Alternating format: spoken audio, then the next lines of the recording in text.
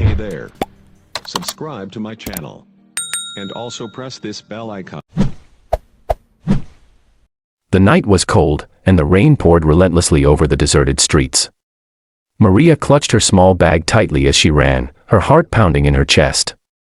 Her ex, a man with a violent temper, had found her again, and she had nowhere to go.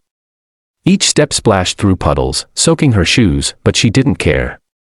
All that mattered was survival, and she needed a safe place. Anywhere. Turning a corner, she spotted a car with headlights cutting through the darkness. Without thinking, she ran toward it, waving frantically. "Please. I need help," she cried. The car slowed, and a deep, commanding voice called out, "Get in." Maria hesitated for a split second, then, seeing no other choice, she slid into the car. The warmth of the interior was a welcome relief from the cold rain. The man behind the wheel was silent at first. He was tall, dressed sharply even in casual clothes, with eyes that seemed to pierce right through her. Maria couldn't help but notice the expensive watch on his wrist, the leather interior of the car, and the air of authority that seemed to surround him. "Who are you?" she asked, her voice trembling. He finally spoke, his tone firm but not unkind. "I'm Adrian Blackwood." Maria's eyes widened. The name sounded familiar, though she couldn't place it. "You're the billionaire," she whispered. He glanced at her, noting her disheveled appearance and the fear in her eyes. "Yes. And you're running from someone dangerous." She nodded, unable to speak. The rain pounded harder against the windows, and her ex's voice echoed in her mind, shouting threats from earlier that evening. She felt a flicker of hope, and for the first time in hours, she exhaled slowly. Adrian started the engine, and the car glided smoothly into the night. He didn't speak much, letting Maria collect herself. The silence was heavy, but it was safe. For now, that was enough. After a few minutes, Adrian broke the silence. "Where are we going?" Maria asked cautiously. "Somewhere you'll be safe," he replied. "You can trust me." They drove for what felt like hours, the city lights fading behind them as they entered a quiet, secluded neighborhood. Maria finally allowed herself to relax slightly, leaning back in the seat, still soaked from the rain but beginning to feel a sense of relief. Arriving at a large, modern mansion, Adrian parked the car. Maria's eyes widened as she looked at the house, the sheer scale of it intimidating yet strangely comforting. "You can stay here for tonight," Adrian said. "Tomorrow, we'll figure out the rest." Maria could hardly believe her luck.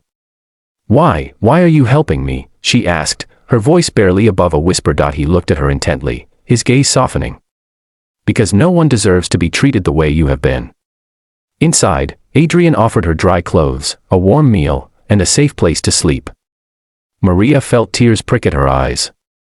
She had expected nothing, feared everything, and yet here she was, being treated with kindness she had never known. The next morning, Maria awoke to the sound of breakfast being prepared.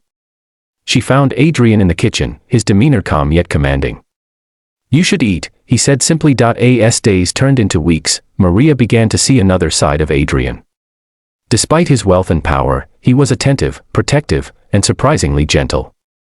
He made sure she had everything she needed and never asked for anything in return. Slowly, trust grew between them.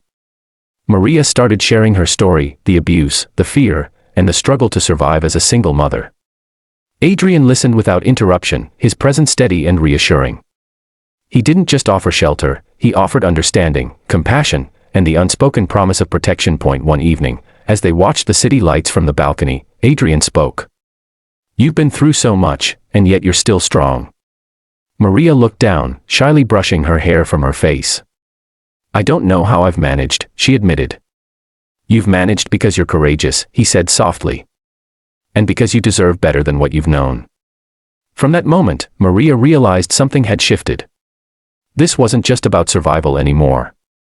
There was a connection, an unspoken bond that had formed through fear, trust, and mutual respect. Adrian made arrangements to ensure Maria's ex could never reach her again. Legal measures, security, and constant vigilance, he left nothing to chance. Maria finally felt safe, truly safe, for the first time in her life. Days turned into months, and Maria's life transformed. She moved from fear and desperation to stability and hope. Adrian remained a constant presence, guiding her, supporting her, and slowly, affection blossomed between them. One quiet evening, as they walked through the mansion's gardens, Adrian stopped and turned to her. "You've changed my life, Maria," he said earnestly. "And I want to be a part of yours, forever." Maria felt her heart swell.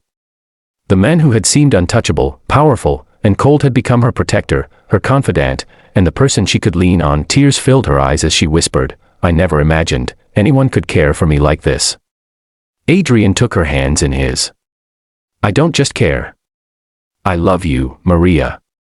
And I will do everything in my power to make sure you and your child are safe, happy, and loved." That night, Maria realized she had found something she had never dared to hope for, a future filled with love, security, and the promise of happiness. From the dark, rainy streets she had fled to the warmth of Adrian's mansion. Her life had changed forever. In the days that followed, Maria learned that trust could be restored, love could be found in the most unexpected places, and safety could be more than a fleeting dream. With Adrian by her side, she had a new beginning, one that no storm, fear, or past could ever take away.